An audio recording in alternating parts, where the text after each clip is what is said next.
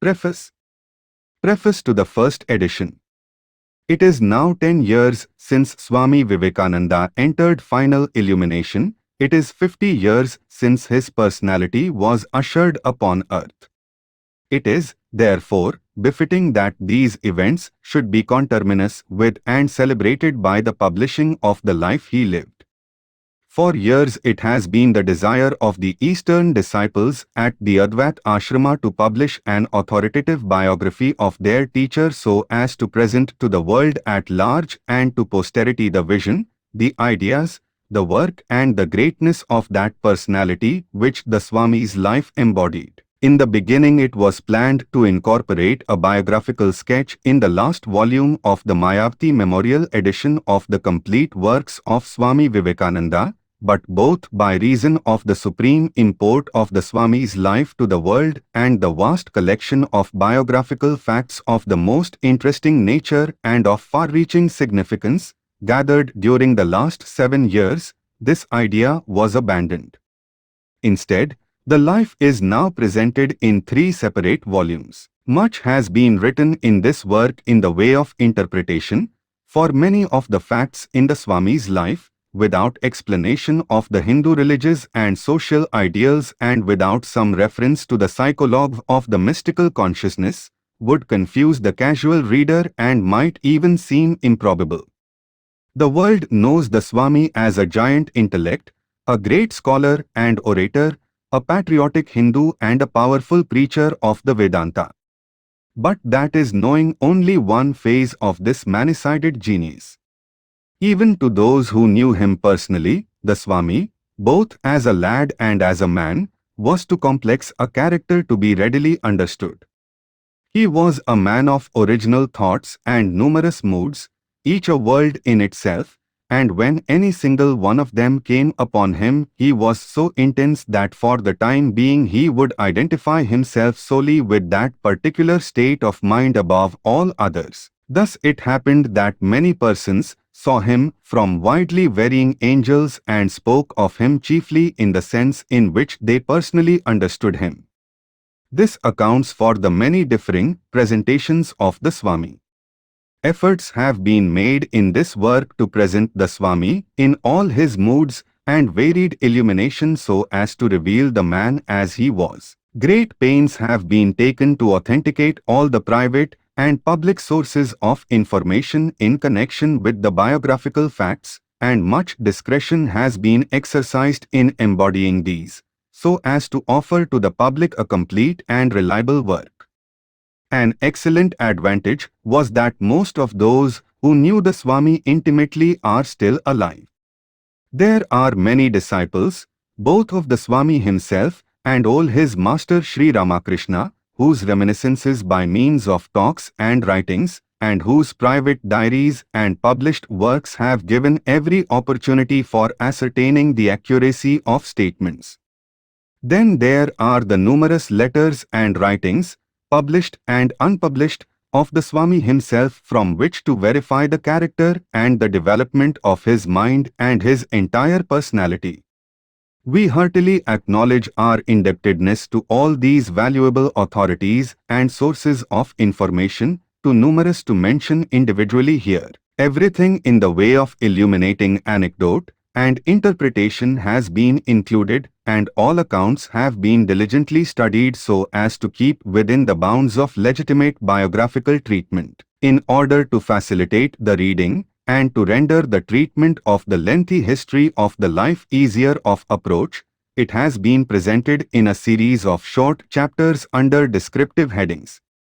The attempt throughout has been to portray the elements of life, character, growth and work in as simple and direct a manner as possible and to picture, in particular, the conditions under which the Swami's life was developed and expressed.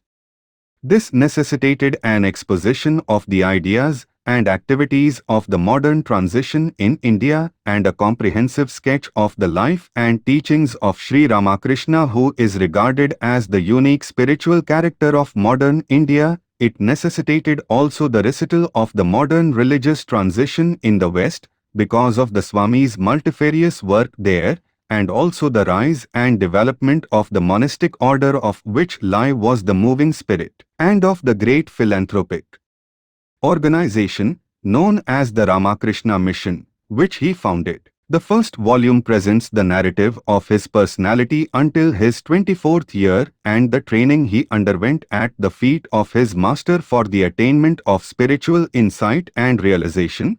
It takes into account the theme around which the Swami's life is drawn, the theme of Hinduism, its setting, its basis, and its structure. It reveals the growth of a gigantic mind through modern agnosticism into complete saintship. It presents the character of the Swami's master in the light in which the Swami himself understood him. The reader will become familiar with the Swami in the first volume as Naran or Narendra, the name by which he was known both to the master and to his brother disciples and friends, as his proper name was Narendranath Datta. The first volume shows how Naran, having become de-Hinduist, became re-Hinduist through his perception of the synthesis of Hinduism as lived and realized by his master. For the sake of a clear understanding of the process by which this was effected, several chapters of the first volume are devoted to the elucidation of the Hindu religious and philosophic consciousness. One sees in the first volume the man, the saint, and the prophet in the making. The second volume deals with the narrative of the Swami's life as the wandering monk and later on as the bearer of the message of Hinduism to the West.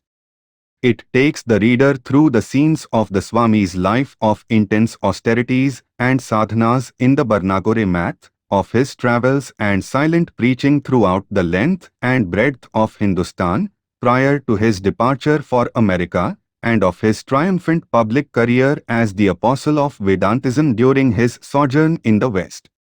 It shows how at the Parliament of Religions held in Chicago in 1893, the Swami became a worldwide figure and the prophet of Hinduism. And it dwells on the momentous significance of his ideas and of his work as the spiritual teacher. The third volume speaks of the Swami's attempts at remodeling the Indian thought world, of his restating the entire contents of the Sanatana Dharma and the ancient Aryan culture, and of his bringing about a religious revival in India.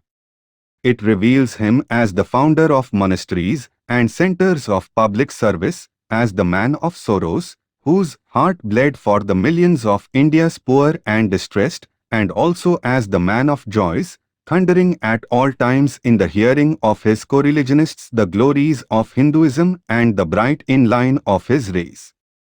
It records his activities during his second visit to the *West and gives a vivid picture of his subsequent life in India.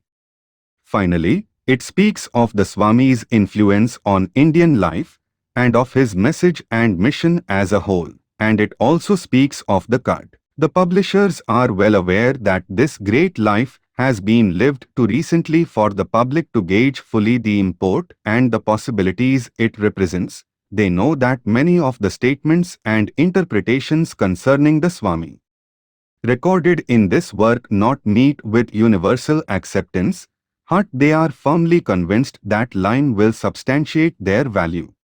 It mate is not in what light the present generation, be we reading this life, may regard the Swami, be it as a teacher, patriot, prophet or saint. It matters not whether they accept his teachings and high ideas only partially or in their entirety, but all will have to admit that in his life then was made manifest a tremendous force for the moral and spiritual welfare and uplifting of humanity, irrespective of caste, creed, nationality or time, and that as such it commends itself for careful study and reflection. Those who have produced this work are the Swami's outspoken followers, nay, more than that, they are his disciples and co-workers, representing as they do the brotherhood of the Advaita Ashrama founded by the Swami himself.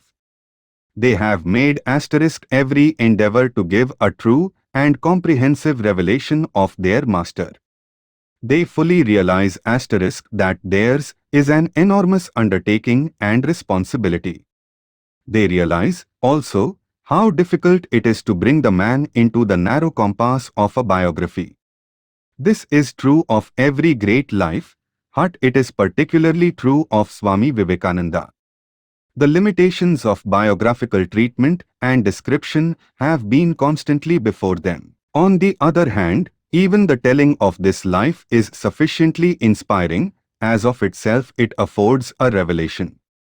I earnestly believe that the more the life and teachings of the Swami are made known, the more will the spiritual perspective of humanity be widened, and the more will the Hindus take up the methods set forth by him for the reorganization of their dharina in consonance with modern needs and modern problems.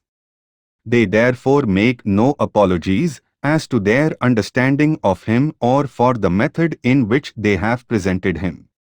They have been actuated by the spirit of discipleship.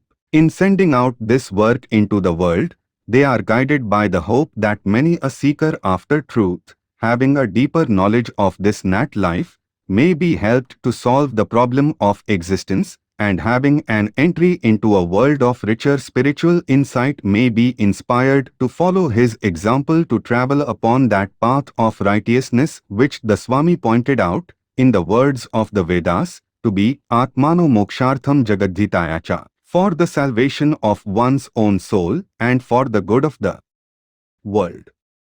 The Eastern and Western Disciples. Advait Ashrama. Mayavati, Himalayas. The 4th of July, 1912. Preface to the second edition. The second edition of the Life of Swami Vivekananda comes out after a long pause due to unavoidable circumstances. In this edition the volumes have come under a thorough revision and sonic inaccuracies which had crept in the first edition have been corrected in the light of later investigations. Much that was superfluous by way of extensive descriptions of Hindu religious and social ideals, with most of which the Indian reader is already conversant, has been cut short. Only that much has been preserved which is necessary for a Western reader to understand the full significance of the life. So too the chapters dealing with the elucidation of religious and philosophical consciousness have undergone much abridgment. In effecting these alterations, however, care has been taken to see that no fact of importance was omitted and that none of the numerous aspects of that marvelous character was neglected. On the other hand, new information has been added, which was not available at first. Chapters 6-11, which throw light on the relation between Naran and Sri Ramakrishna and on Naran, the man in the making, have been rewritten in accordance with that excellent work, in Bengali, of Swami Sardananda, Sri Ramakrishna Leela Prasanga, written after the publication of the first edition of this work. We need hardly say anything about the value of these new facts, coming as they do from a rationalistic mind like that of Swami Sardananda, who above all is a direct disciple of the Master. In spite of such additions, the condensation above referred to has reduced the bulk of the work to 2 volumes, thus bringing it within the reasonable limits of a biography for the busy general reader. The price too has been considerably lowered. We hope the work in its new garb will be heartily welcomed by the reading public. Mayavati Publisher. 18th January 1933. Preface to the 4th edition. This edition is practically a reprint of the earlier one, but the 2 volumes are now offered to the public in 1 volume of handy size and good get-up. The price of the book has been lowered to bring it within the reach of a wider public. Publisher. Mayavati, 1st September 1949.